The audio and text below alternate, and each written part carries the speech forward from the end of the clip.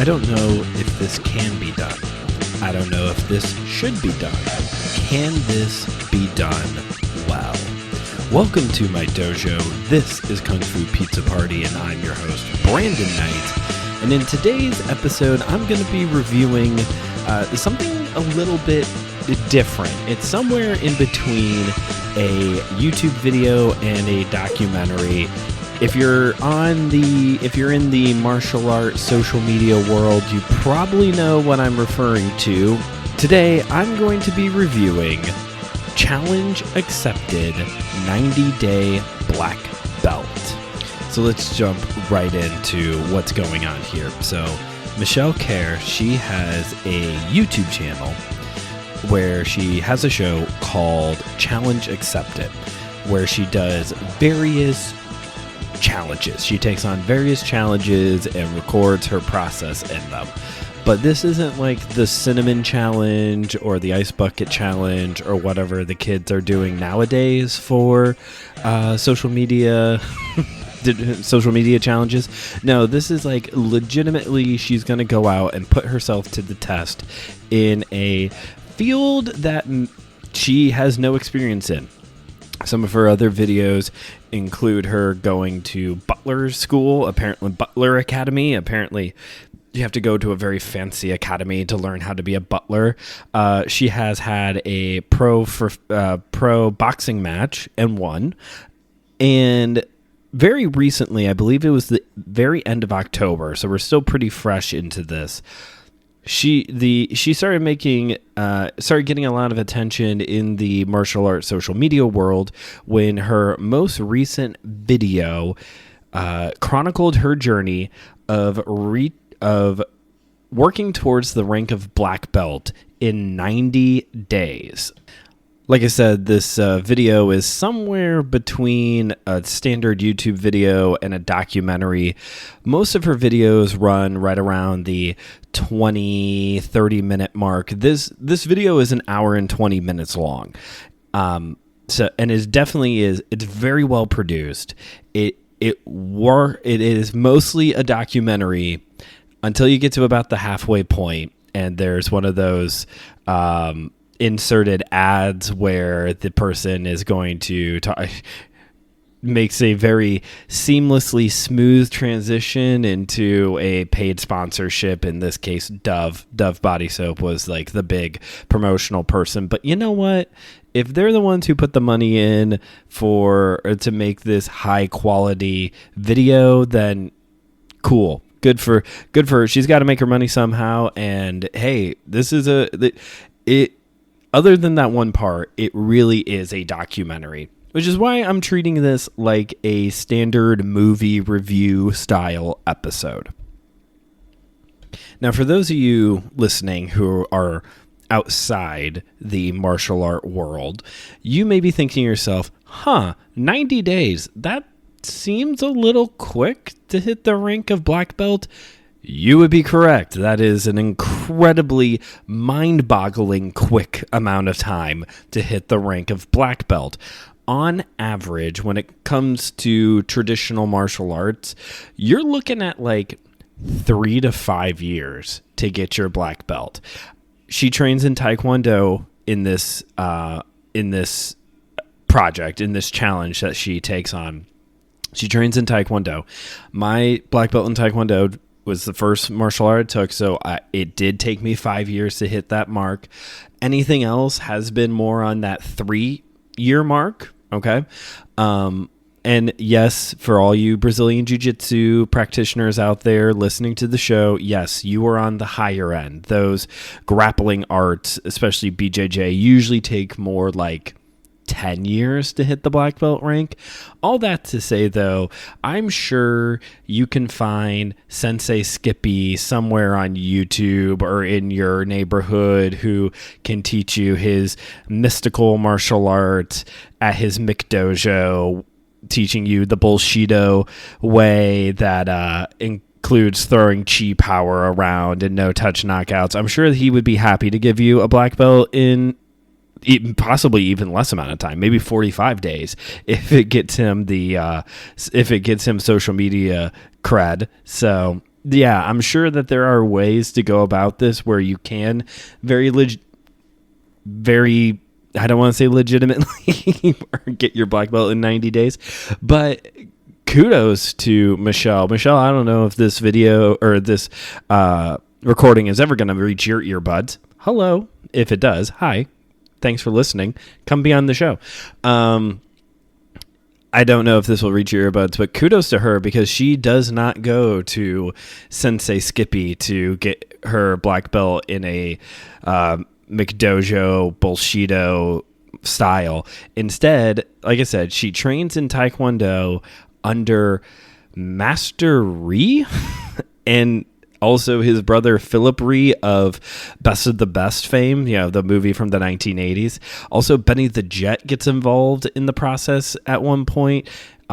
She's sparring an Olympic gold medalist at one point to get some real in-depth sparring training in. A lot of other masters get involved. She does not take the low road here. She pushes herself and gets, let's just accept the pun, she goes for the best of the best when it comes to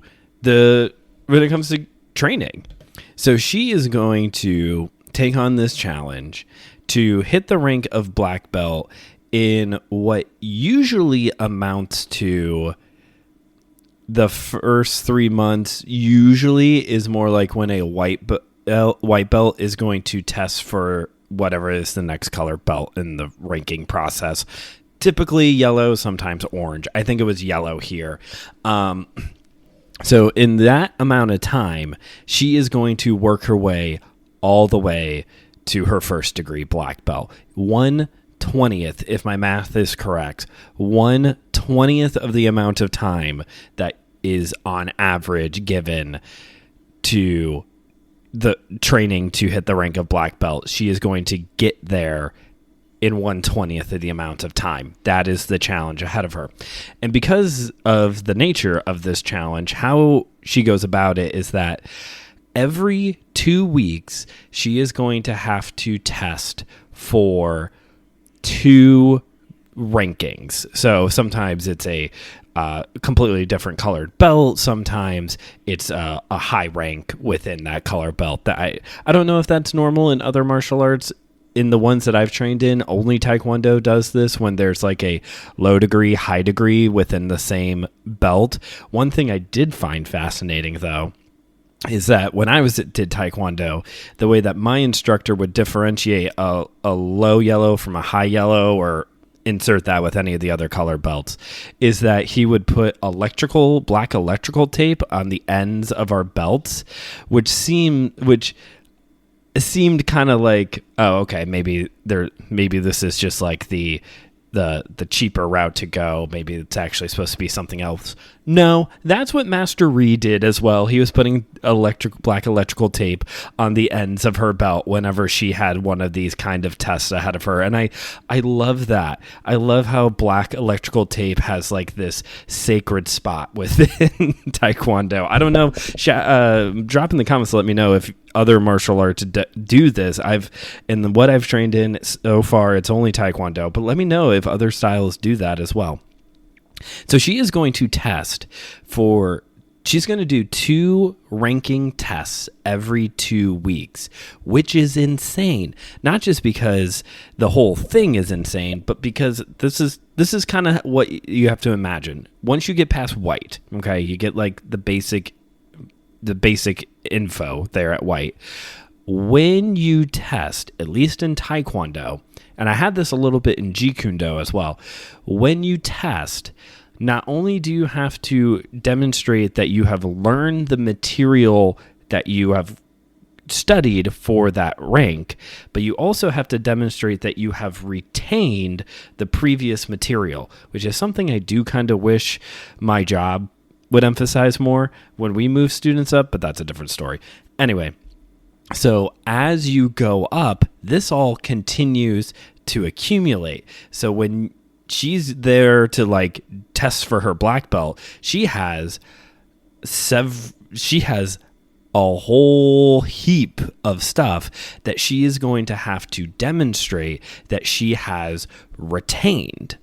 So not only does she have to have the new material that she has studied for that ranking and retain the old material, because she's doing 2 tests a week, 2 tests every 2 weeks, that means she then has to also learn material that she is technically not ready to learn yet because she hasn't tested for that color rank yet, but she's going to do the test 10 minutes after the last one, so that way she can check, because she has to catch her breath in between each one. So it's like insane the amount of, just on the testing level, the amount of work that she had to put in. There was at one point, and I think what had happened was, if I remember correctly, she fails one of her blue belt tests. Somewhere around blue belt, she fails a test. And it's because of the amount she was struggling with the retaining part of what she had already learned. And so what she begins to do is, there's a little bit of that like social media toxic positivity, Instagram influencer stuff that comes out here. So this part was kind of hard for me, but she basically had to start treating it like a lifestyle. What do you know? And she had to start, after she would do a couple hours at the gym, she was doing like private lessons there for most of her training. And then as she started hitting the higher ranks, she started actually participating in the regular classes. But then afterwards, she would have to go home and she would pull out her training manual and go through all of the material again. She had 15 alarms set up on her phone throughout the day. And every time one of them went off, she would have to stop whatever she's doing and take the time to review all of the material again. And yeah, she puts in a lot of work, but also pivotal to that, when she fails that blue belt test and then has to play catch up again, that is when it starts to click for her. Like I said, that this isn't just a pursuit of a degree. This isn't just the pursuit of a colored belt, but this is a lifestyle. This is a spiritual journey, along with being a clearly physical achievement based journey. And when she is able to hit that mark, her philosophy and her perspective changes. And she says that this was the first challenge she's ever done where just pulling herself up by her bootstraps and working harder wasn't the solution. That is what she talks about with her boxing match. She breaks her nose during this match. And I might go watch that video and do another one about her here at some point. But she breaks her nose during the fight and continues. She continues the match and wins.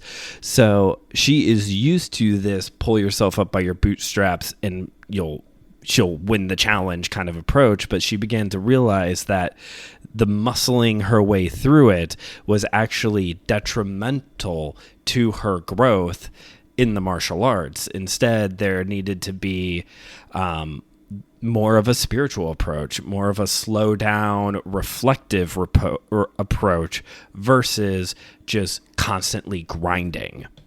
Which, by the way, I forgot if I've mentioned this back at the beginning of this episode, but I'll make sure to bring it up here, that this episode is brought to you by Manscaped. No, I'm just kidding. I wish. I forgot if I mentioned this back at the beginning of the episode, but if you're intrigued by any of this, a link for the video is in the description of this episode, or go look up her. I think it's her name is Michelle Khare. I think their channel is her name, and the show is called Challenge Accepted. But I think if you go into YouTube and search some combination of 90-day black belt challenge, it should come up. So do that, or just go into the description of this episode.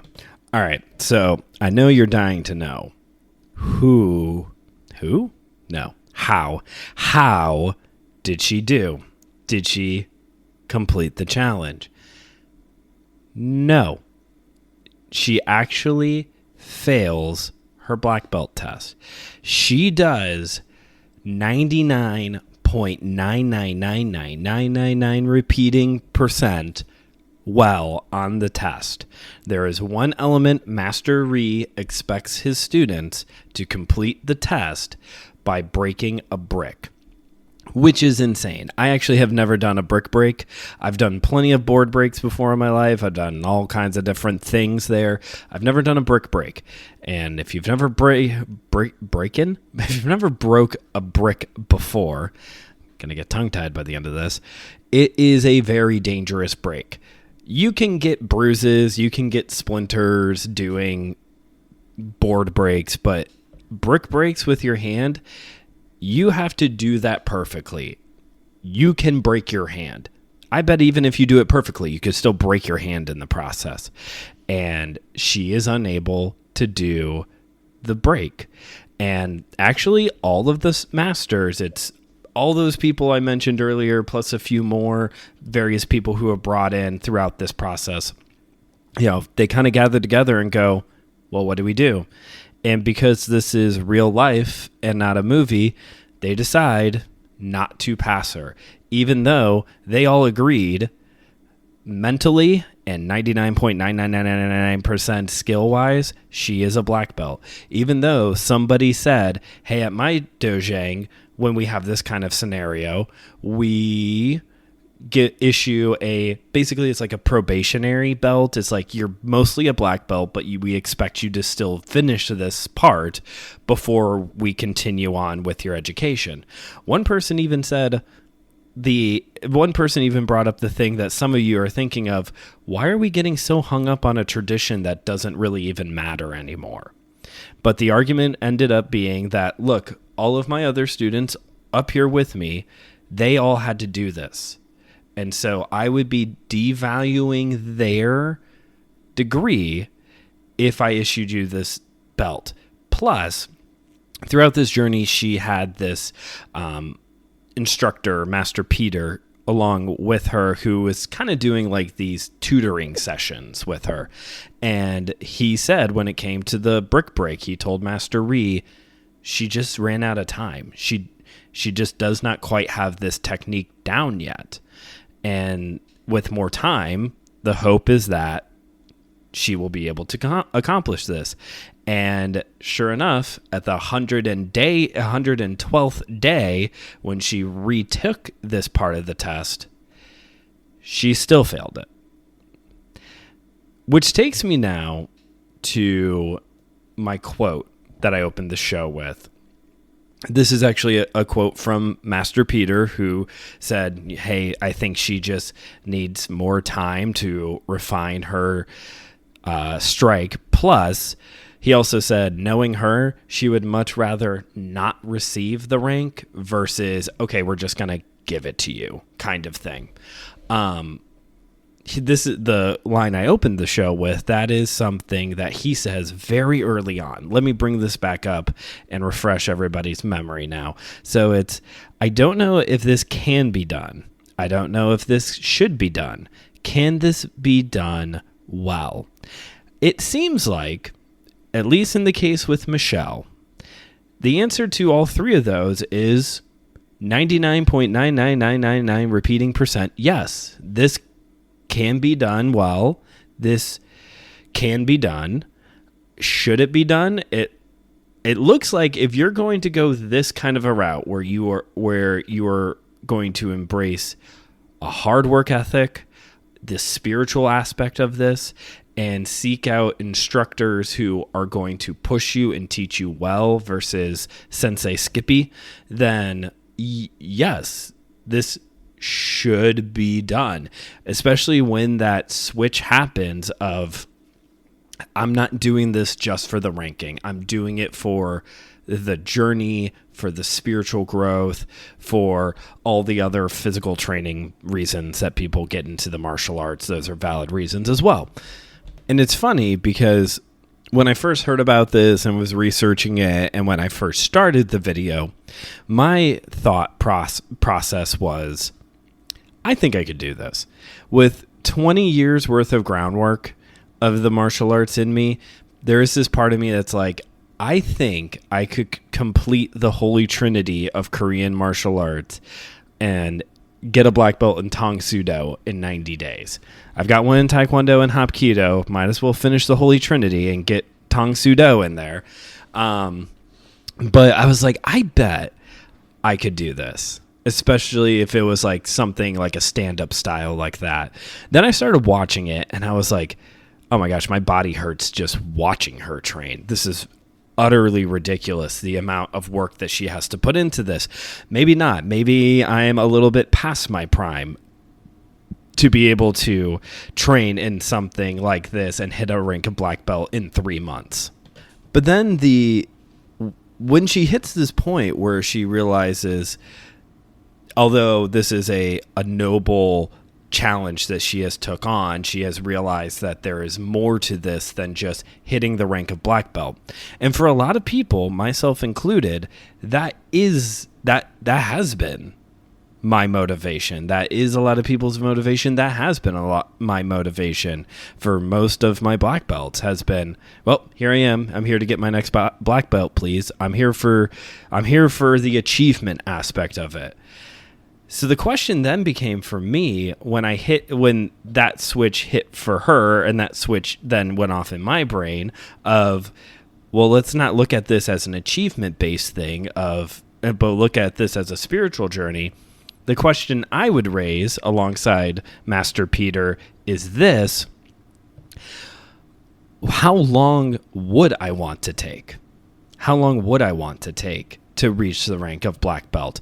Not like in a, like phone it in kind of way, like I'm just going to like waste my time and waste everyone else's time and also my money, but in a there for the spiritual growth aspect of it, there for the community aspect of it, because that's something that also comes up when she transitions into a typical classroom environment in the dojang. She's like, oh, I've been missing out a lot on community and fellowship with other people who are on this journey with me.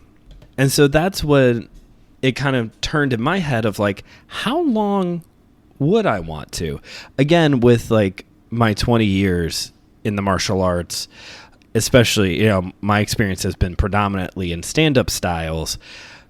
I think no matter what martial art I go into, and maybe I hopefully can be proven wrong by this, I think most stand-up martial arts at this point, I will be on an accelerated track through a lot of those early stages because I've got a lot of the groundwork already. There's always minute, like nuanced things that I have to tweak or get adjusted to initially, but it occurred to me of like, how long would I want to do this? How long could I make this last? Or just for my own martial art journey, maybe it's time for me to start looking at stuff that don't have an achievement ranking system to it.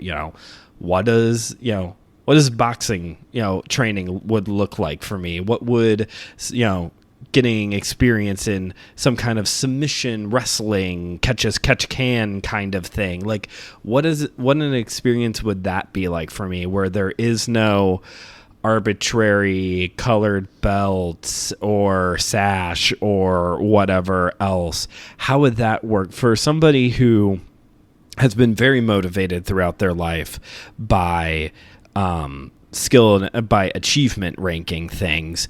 Like, what would that kind of an experience be like for me of, here is something that I can grow in, here's something that will change me as a fighter, but there is no typical, like, here's your colored belt thing.